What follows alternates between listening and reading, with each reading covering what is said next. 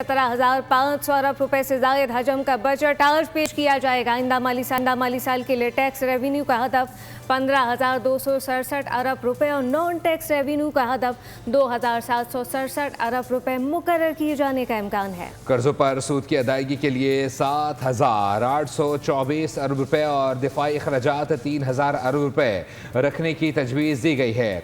तनख्वाहदार तबके के लिए तकरीबन 50 अरब रुपए टैक्स रिलीफ पर गौर किया गया। फाइनेंस बिल की मंजूरी के लिए वज़ीर आज़म ने वफाकी काबीना का खुसूसी इजलास आज तलब कर रखा है। आज 3 बजे छोटे ऐवान में बड़ा इजलास। माली साल 2026-27 का बजट हजम 17,500 अरब रुपए से जायद। बजट तकरीर वजीर खजाना मोहम्मद औरंगजेब करेंगे। नए माली साल के लिए टैक्स रेवेन्यू 15,267 अरब रुपए होगा।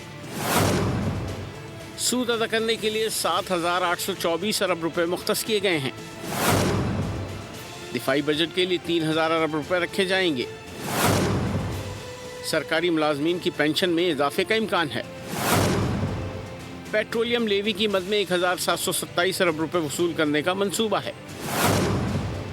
बरामदात का हदफ 32.8 अरब डॉलर और दरामदात का हदफ 17 अरब डॉलर मुकर्रर किया जाएगा। नए बजट के मुनफरिद प्लान में माली साल में सिर्फ जारी शुदा तरक्याती मंसूबे मुकम्मल किए जाएंगे। इजलास से पहले वज़ीर आज़म शहबाज शरीफ ने काबीना का इजलास तलब कर लिया है।